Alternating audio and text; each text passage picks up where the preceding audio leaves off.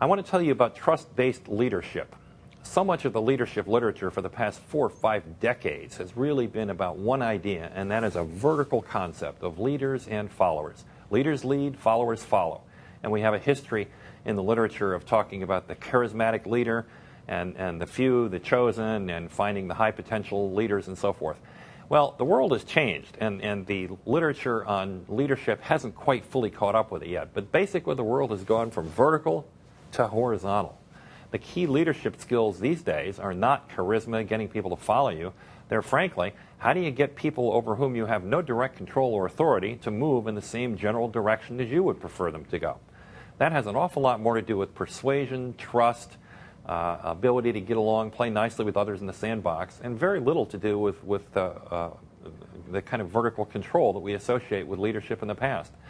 So trust fits right into the middle of that dynamic. Trust-based leadership is recognizing the forces of trustworthiness and trusting, and helping an organization and an individual manipulate both of those sides of the trust dimension in their management and leadership activities. What this means is the leader of today has got to be good at getting people to do things, influencing, persuading people to do things without any direct authority. What does that look like? It means, first of all, that people feel connected to them. They also feel that they are human, not superhuman. People have to feel that they are paid attention to. The skill of empathy is critical. We hear a lot of this has been talked about. It's just never been consciously placed in the rubric of leadership. Empathy is one. Another one is vulnerability. People recognize leaders as human beings, and we're enormously impacted by them.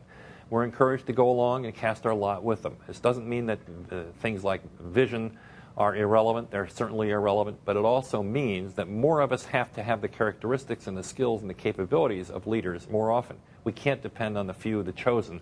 We've all got to learn how to get better at this and step up at the appropriate time and learn to develop these skills. So one thing that means for leadership development is there ought to be a lot more leadership development programs out there, because a lot more people are going to need those skills in the future.